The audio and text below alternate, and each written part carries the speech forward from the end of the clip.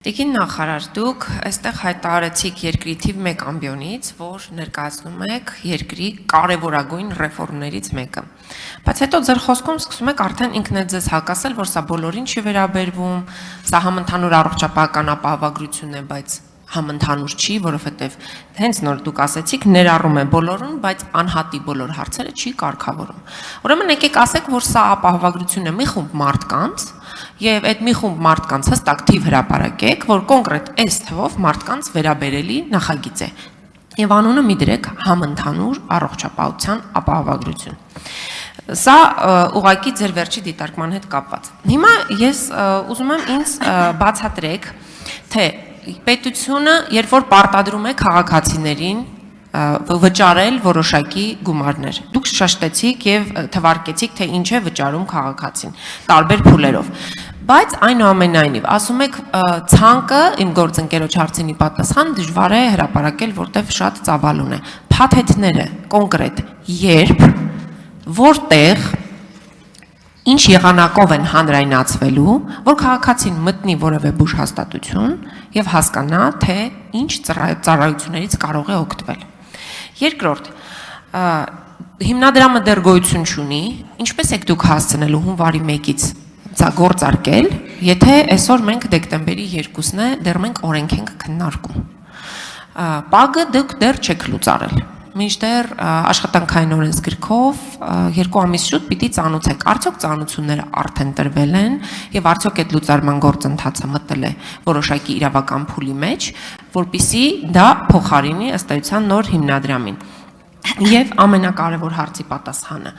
որ հիվանդանոցներն են, որ քաղաքացին հեշտ բացատրեք, որ քաղաքացին կարող է մտնել եւ ասել, որ ես եկել եմ ինձ օգտվելու ինձ օրենքով հասանելիք առողջապահական ապահովագրությունից։ Խնդրում եմ հստակ եւ մատչելի։ Տիկին Թոմասյան, նորից եմ կրկնում, սա պատմական իրավական փաթեթ է եւ համակարգ է, որովհետեւ այո այն համընդհանուր է, որովհետեւ ներառելու է Հայաստանի քաղաքացիներին եւ մի խումբին չէ, այլ 3 տարվա ընթացքում խումբ ներառելու է բոլորին։ Որևէ երկրի բազային մանավանդ ապահովագրական փաթեթ չի փակում մարդու բոլոր կարիքները, չկա նման բան։ Եվ մենք էլ չենք խոստանում չեղած բաներ, այլ շատ հստակ ենք մեր քաղաքականության մեջ։ Մենք ասում ենք այն համընդհանուր է, որովհետև ներառելու է բոլորին, բայց ամեն անհատի ամբողջական հնարավոր առողջական կարիքները հնարավոր չէ բավարարել բազային փաթեթում եւ դա չի մեր նպատակը։ Մեր նպատակն է, որ ամեն քաղաքացի այս ապահովագրական համակարգի շնորհիվ կարողանա իրեն առաջնակի, անհրաժեշտ կյանք փրկող, հաշմանդամությունը կանխող վիճակներում ստանա բժշկական օգնություն։ Սա է մեր նպատակը։ Հաջորդիվ, փաթեթը եւ դրան հարակից բազմաթիվ ենթաօրենսդրական ակտեր արդեն նախագծերի շրջանակներում պատրաստ են եւ հենց որ օրենքը ընդունվի, կդրվեն կառավարության քննարկմանը եւ կընդունվեն։ Դրանից հետո կհրապարակվեն եւ բացի հրապարակվելուց այս ցանկերը հասանելի կլինեն մեր հեռախոսներում, Արմեդ հավելվածում, որտեղ մարդը կկարողանա այսպես փնտրելով, հարցեր ուղղելով, կարողանա նաեւ գտնի իրեն անհրաժեշտ ծառայությունը։ Արդյոք մտնում է այս փաթեթի մեջ, թե չի մտնում այս փաթեթի մեջ։ Հիմնադրամը, այո դուք գիտեք, որ պետական առողջապահական գործակալությունը այսօր իրականացնում է պետական պատվերի ողջ գործընթացները եւ այս անցումային շրջանում նա դեռ մինչև ծանուցումները դեռ մենք ժամանակ ունենք։ Կստեղծվի հիմնադրամը, դրանից հետո կտրվեն օրենքով սահմանված ժամկետներում ծանուցումները եւ այստեղ մարման կարգով կգնա արդեն երբ որ հիմնադրամը կսկսի ամբողջությամբ գործարկվել, աշխատակիցները, ովքեր որ մրցույթով կանցնեն նոր հիմնադրամում, կշարունակեն աշխատել այնտեղ։ Այո,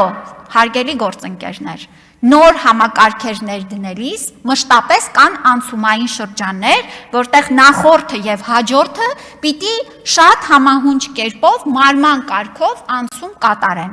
Եվ սա է մեր մոտեցումը, որպեսզի մենք չունենանք նաեւ ընդհատումներ մեր պետական պատվերի, նոր կնքվող պայմանագրերի։ Հաջորդը կշարունակեմ, եթե արձագանքից հետո բժշկական կենտրոնների մասով հարցին կպատասխանեմ։ Համեցեք արձագանք։ Շնորհակալություն։ Ես ուզում եմ նաև պարզաբանեք ՊԱԳ-ի աշխատակիցները որպես քաղաքծառայողներ ինչ են լինելու, քան ես գիտեմ մոտավոր 100-ից ավել քաղաքացի է աշխատում, ինչ է լինելու նրանց ճակատագիրը, եթե դուք նրանց վերցնում եք պետական ռեզերվում, ապա դա պետության վրա ինչ բեռ է, խնդրում եմ հստակ թվեր եւ աշխատակիցների եւ նաեւ բյուջետային բեռի հետ կապված ներկայացնեք եւ տիկին նախարար ձեր խոսքից տպավորություն է ստեղծում ասում եք մենք սա անում ենք կյանք փրկող որպես նախաձեռնություն բայց հիմա մենք ունենք կյանք փրկող բազմաթիվ ծրագրեր որի մասին դուք հաճախ ռիլերել եք անում հիմա դուք ձեզ հակասում եք այսինքն այն նախորդները ոչ մի կյանք չեն փրկել հիմա դուք նոր համակարգ եք ստեղծում որ նոր կյանքեր փրկեք բայց պետպատվերի համակարգը որ աշխատում էր հիմա խնդրում եմ հնչեցրեք տարեկան ինչքան պետպատվերի գումար էր նախատեսված մինչև այս պահը որ ամեն տարի պետությունը տվել է դրան ինչքան է գումարելու պետությունը որ առողջապահության համակարգը այս ապահովագրական ներդնելու է Եվ խնդրում եմ հստակ ասել, քաղաքացու կյանքում ինչ է փոխվելու։ Ես հիմա գիտեմ, որ ես գնացի առաջնային բուժօգնության օղակ ավարտում եմ։ Պոլիկլինիկայում ինձ որոշակի անվճար սպասարկում իրականացնում են։ Եվ դա մենք դրանից օգտվում ենք։ Հիմա իմ կյանքում եւ մյուսների կյանքում ինչ է փոխվելու։ Հարգելի Տիկին Թովմասյան, շատ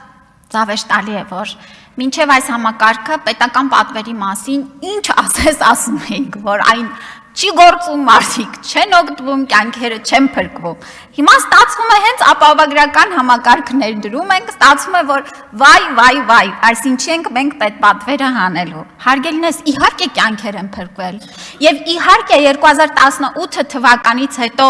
մեր պետական պատվերի շրջանակներում սպասարկվող դեպքերի թիվը կրկնակից ավելով ավելացել է։ Իհարկե փրկվել են, որ մեր երկրում 2024 թվականին կյանքի միջին տևողությունը դարձել է 78.6 տարեկան։ Իհարկե փրկվում են։ Իհարկե պետպատվերը մենք երբեք չենք նստել սպասել, որ ապահովագրական համակարգը ներդրվի